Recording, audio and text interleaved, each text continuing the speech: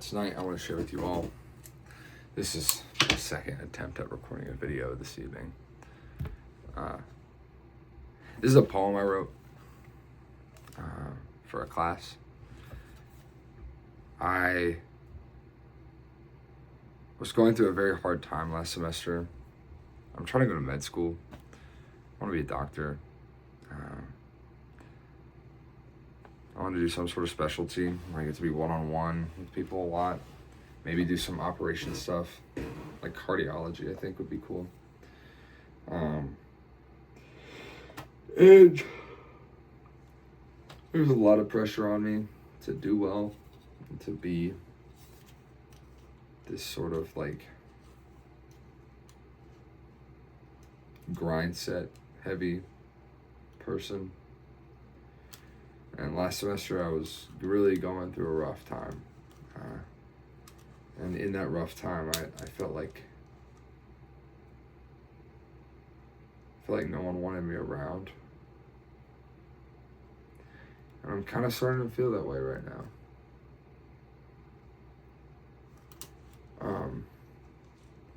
And I think it's a product of my anxiety around school,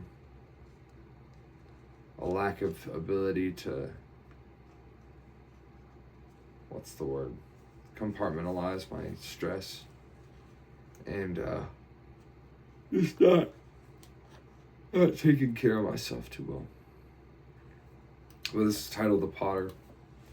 I wrote this as kind of a way to remind myself of who I am when it is hard for me to believe it. Down the steep wooded valley I walk toward the potter's house. My heart slams on the inside of my chest. Every breath draws shallower. A boulder of clay chained to my back hampers my journey. Daggers of fatigue gash my legs. On the path ahead, the babbling brook kisses smooth stones. Fawns refresh themselves with the stream's ever-sufficient waters. Packs of wolves yip and howl, beckoning me to abandon my journey and to join their rapacious ways. Tangled briar plots to ensnare me if I turn back. I look ahead to the path, seeking the amethyst iris plants and the amber lilies for solace. I tremble, inching nearer to the trail's end. At the forest's mouth, I am met with his unkempt cottage. Vines and flowers paint his abode in soft sage and marigold. A worn but obvious dirt road calls me toward his place. Fissures make highways along the brick walls for ants. I stall outside the mahogany door. Slowly I extend my hands to the brass ring, hesitant to knock. What will he think of me? Like a brisk wind, he opens the door, fully aware of my presence. He's tall, adorning humble plum robes, and is crowned with pearlescent hair. He smiles with a certain giddiness. He welcomes me in.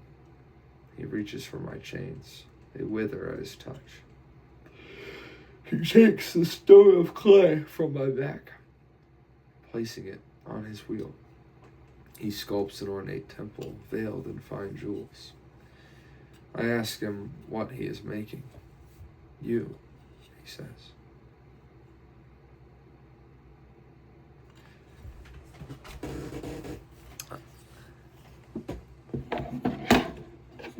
I didn't know what the Pilgrim's Progress was until the other week. My girlfriend referenced it, and I was like, I don't actually get that. Like, can you explain this reference that you're making? And she had to tell me that it was this, like, what's it called?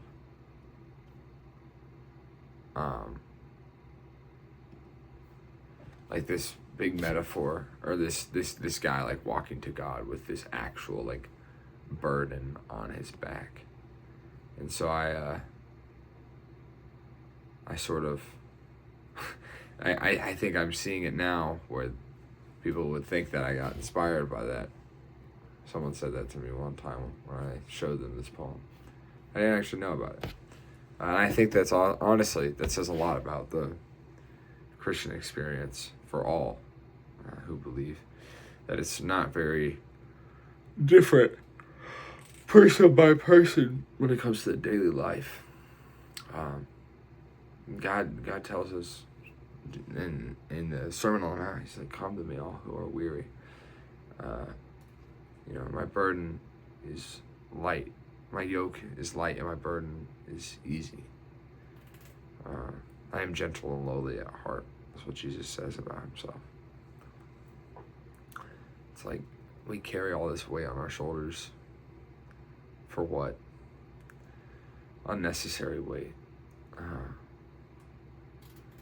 if we take on the weight that the Lord has given us, it's light, We don't have to carry this burden of our sin, our struggles. God has offered up His Son for us. So that in Him we can have freedom from sin, forgiveness of sin, and a life everlasting, and perfect union with God. And if you're a believer, you've been made into a child of God. And this is the God that you serve, one who, we can approach the throne of grace with boldness, knowing that Christ, God in flesh, is not a Savior who is unable to sympathize with our weaknesses. He's gone through all the temptation, and he did not fall to it, and He lived the perfect life that we couldn't on our behalf. So, to the Christian, remember that. To the non-believer, consider that. What does it mean that? What does it mean if this claim is true, which it is?